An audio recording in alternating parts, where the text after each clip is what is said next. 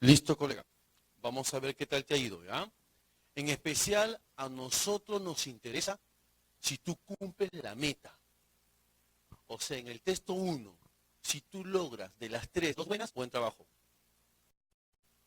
¿Se entiende? La meta que nos plantea el Minedu. Texto 1, tú preocúpate por cumplir la meta. Si cumples la meta, sentirte con... Si la pasas, súper, genial. Si te falta, practica. Si hace ninguno, flagélese. Y a practicar más. Vamos al texto 1. En el texto 1 plantea el pensamiento de un filósofo llamado Jean-Paul Sartre, el francés, el famoso existencialista. Dice en el texto, mire, sobre que con el otro, Sartre dice así, su pensamiento es pesimista, dice en el texto, dice que yo intento esclavizar al otro y el otro intenta esclavizarme a mí.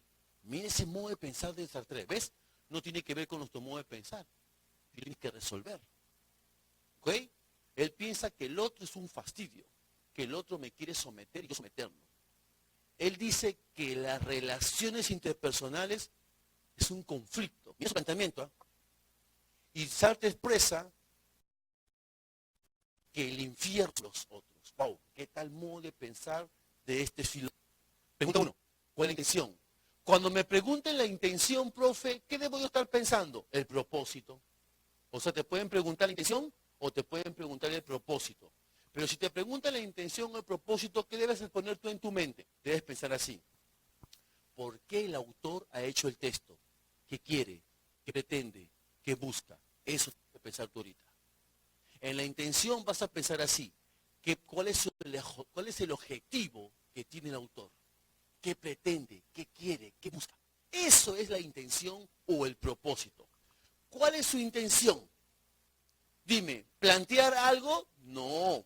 Lo que quiere es demostrar que no es posible tratar al otro como algo distinto. Porque para él el otro, ¿qué cosa es? Un conflicto, lo dice en el texto. Sería uno de dos. Tú andas viendo tu buena y tu mala.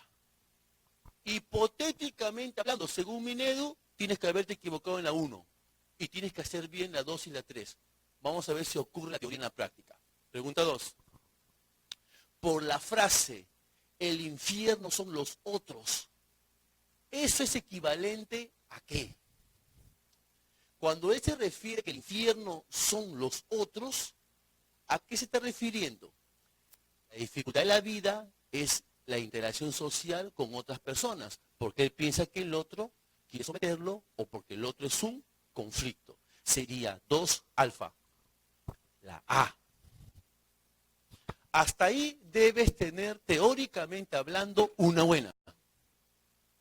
Si tienes 2, fantástico. Pregunta 3. ¿Cuál es la conclusión válida a partir del texto? ¿Qué conclusión puedo llegar? Mira, la única que puede ser una conclusión válida basada en los indicios que ha dejado el autor en el texto sería este. Que el infierno del cual está hablando no se refiere al infierno bíblico, sino es una expresión, que el otro es un infierno. Es como decir que es un fastidio, que es un conflicto. Esa es la única conclusión válida que puedo yo sacar. 3 alfa, la A. Ahora dígame por favor la verdad y no me mienta. ¿Algún colega ha hecho 3 buenas? 3. Buen trabajo, colega. Fantástico que haga 3 buenas, fantástico. Quiere decir que ha entendido a perfección las preguntas. ¿Quién ha hecho 2 buenas según la meta Minedu? Ah, mira, ve. Más de un tercio. Felicito. Si has hecho 1, proceso. Ninguno esta noche antes de dormir, flagélate. Debo ensayar más y más y más. Muy bien. Vamos al texto 2. En el texto 2, mi objetivo es ver cómo entiendes la pregunta. El profesor A tiene un modo de pensar, una posición, y el profesor B tiene otra posición. El profesor A, por si te has dado cuenta, prácticamente le echa la culpa de que dice que los estudiantes vienen mal preparados. Prácticamente el profesor A le echa la culpa a los estudiantes. Dice así, ellos vienen con menos capacidades que antes y esto se ha vuelto insostenible. O sea, él dice que los chicos desaprueban no por su culpa, sino porque los chicos están mal preparados, vienen mal. En cambio, el profesor B piensa diferente. El profesor B, ¿qué dice? Con estas preguntas lo dice todo. Voy a leer la pregunta.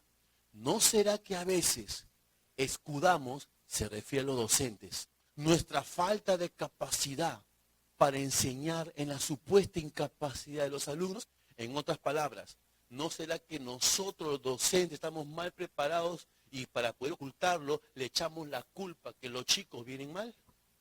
Dos posiciones completamente opuestas. Vamos a ver, interesante lidiar un texto como este. ¿Qué te pide la meta? Que de las 4 debes hacer 3 buenas. Si la cumples, eureka. Vamos al texto 2. Pregunta número 4. ¿Cuál es el punto de discrepancia? O sea, te están preguntando cuál es la controversia. ¿En qué están discutiendo? Ellos no están discutiendo, ellos lo que están discutiendo es el aspecto pedagógico, colega. Porque dicen que vienen mal preparados los chicos y el otro dice que es el docente que está mal preparado. Entonces la controversia, ¿dónde está? En lo pedagógico. ¿Quién tiene eso? Mira. ¿Qué hacer pedagógicamente frente a la problemática de los alumnos que ingresan a la universidad en la actualidad? Sería dedo, la D, 4 dedo. Vamos a ver qué dice Minedu.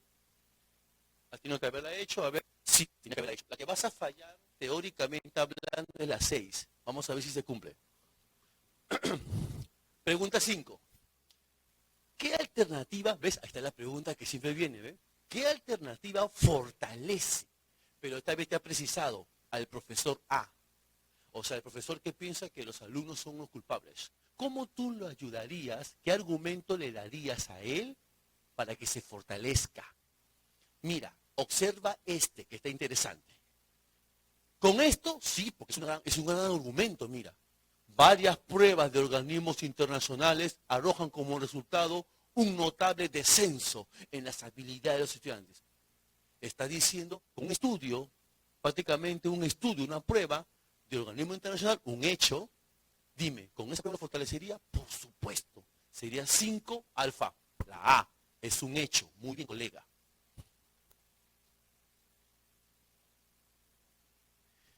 5A, vamos a la 6. Vamos a la 6. ¿Qué alternativa? ¿Ves? Ahí está la pregunta. Debilita. Ahora vamos a debilitar al profesor B. Recuerda que el profesor B piensa que la culpa que no tiene los docentes que están mal preparados, no los estudiantes. Te está pidiendo esto. ¿Cómo le hacemos callar? ¿Cómo lo debilitamos a ese profesor con su pensamiento? Mira, observa. Esta es la única que se observa allí que lo debilita. Lo leo. Los alumnos a la hora de ingresar no gustan, es verdad, los chicos millennial no gustan de estudiar mucho. Por ello cuesta trabajo aumentar su nivel para el examen de admisión, aunque a veces lo hacen bien.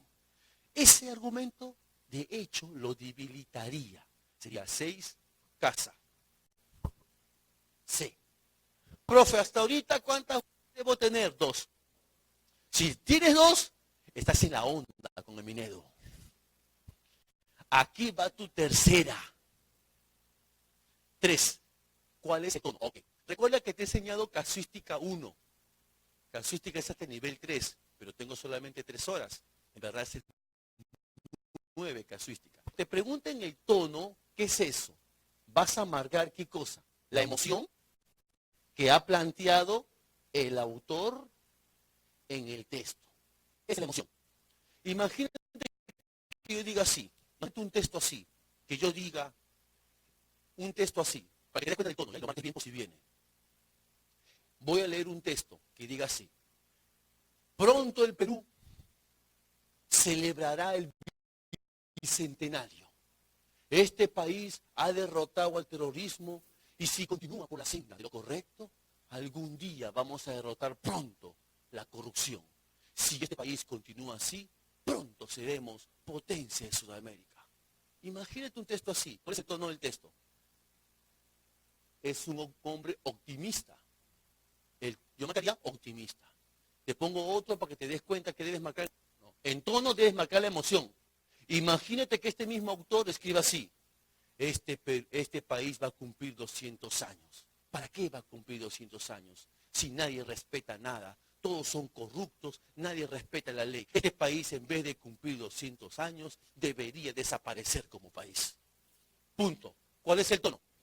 Entonces, cuando te pregunten el tono, vas a marcar la emoción. ¿Se entendió? Perfecto. Dime, ¿cuál es el tono del profesor B? Mira cómo empieza el profesor B. Dice, ¿no? Creo, mi buen amigo. Mira, ¿sabes que discrepa? Respetuoso. Entonces, ¿cuál es su tono? Condescendiente, pero crítico. Muy bien. 7A. A. Veamos. A ver, mi estimado colega. ¿Quién ha hecho 4 buenas? A un iluminado. Ah, caramba, qué respetos. Mis respetos, colega. ¿Quién ha hecho 3 buenas? Mira. Muy bien, un tercio. Muy bien. ¿Ves? Una flagelación más tarde, colega. Vamos al último texto. No flagelarse. Ya pasó los días santos. Vamos al texto 7. Hay que ensayar. Lo que tienes que hacer tú, ¿cuál es?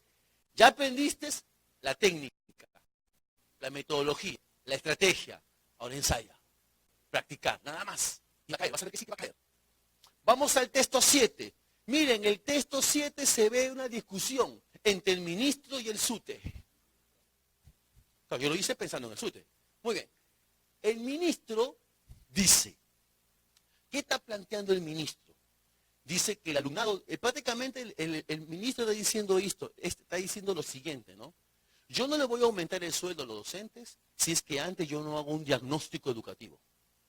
O sea, está justificando el ministro por qué manda hacer un examen a los docentes. Porque dice que él hace el examen para poder darse cuenta cómo está el docente. Si está por camino o no para aumentar el sueldo. En cambio, mira lo que dice el sindicato. ¿Saben qué? El ministro manda hacer el examen porque nos quiere desprestigiar. Es más, pone como excusa para no aumentarnos los sueldos. Es más, en vez de estar preocupándose en el examen, debería de aumentar el presupuesto al sector de educación.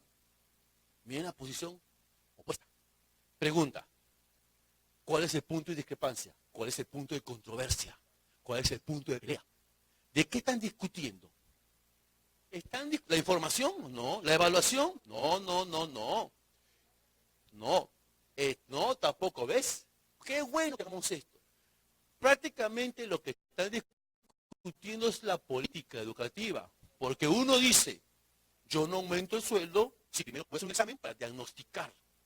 El otro dice, no señor, usted lo hace como pretexto para no aumentarnos el sueldo y desprestigiarnos. En vez de estar haciendo eso, mejor darle más presupuesto. Es política. La discusión sería el trazado de política para desarrollar la educación. Uno dice el examen, el otro dice no, presupuesto. Esa es política. Sería 18 dedo. La D. Recuerda que ahí la meta es 2. Tú preocúpate por 2, no te pongas triste, te quedan 2 todavía. Vamos. Vamos al 19. ¿Cuál es el presupuesto? Esta otra pregunta que no he podido desarrollar. ¿Qué es presupuesto? Te lo pongo aquí. Porque esa pregunta sí viene. Profe, cuando me pregunta el presupuesto, ¿qué se está refiriendo? A esto. ¿Cuál es la creencia que tiene el autor en el texto? O sea, el autor tiene una creencia. Te doy un ejemplo de presupuesto para que me entiendas. Imagínate que una persona, hace poco ha sido un mes de aniversario del suicida presidente corrupto. Imagínate que una persona, un aprista o una persona, se haya acercado a su casa donde se suicidó este sujeto, este individuo, y mira así la calle, y deje un ramo de flores y se vaya corriendo. Dime, ¿qué presupuesto tú harías frente a ese hecho? Repito para que te ubiques. Imaginemos que un sujeto ha visto la casa de Alan, mejor digo el nombre de frente, de Alan, el que no quería ser, para mí es un innombrable, de Alan, ha llevado flores, lo deja allí y se va corriendo. ¿Qué presupuesto tú harías? ¿Qué creencia tiene el autor allí? Que uno, de repente es aprista. 2, ¿Quiere acá a Alan o no lo quiere? Sí, profe, pero ha visto que lo oculta, tiene vergüenza. Entonces el presupuesto puede decir, ese personaje es muy probable que sea aprista, que tenga miedo de mostrar que es aprista, y se nota que quiere a Alan, pero se nota que está avergonzado. Ese es un presupuesto. Es una creencia que está planteando. No es posición, es una creencia que plantea el autor. ¿Correcto? Ese es un presupuesto. El presupuesto, tu tarea, ¿cuál es? Buscar cuál es la creencia que tiene el autor cuando ha planteado el texto. Esa es tu tarea. Aquí, ¿cuál es el presupuesto que ha planteado? ¿De quién te pide? Ah, del sindicato te pide. Del sindicato. En este caso, tú cuando en vez de autor, sería del sindicato. De hecho, el presupuesto, la creencia que tiene allí, es que el ministerio no tiene la intención de subir el salario y por eso nos pone el examen para poder complicarnos la vida. Esa sería la creencia. 19, beta. La B. La B. O sea, hasta ahorita debes tener una buena. Vamos el 20. 1, enhorabuena. Vamos al 20. Señale una alternativa, ves, acá está la pregunta, que debilite. Ahora vamos a debilitar al sindicato. ¿Cómo lo podemos debilitar al sindicato con su propuesta? Observa, mira lo que dice esto. No es posible destinar eficientemente el dinero si primero no se conocen las carencias. Pero tú me pides que le dé más plata al presupuesto, más plata a la educación. ¿Pero cómo va a darle plata si no sé qué diagnóstico, no sé cuánta plata dar?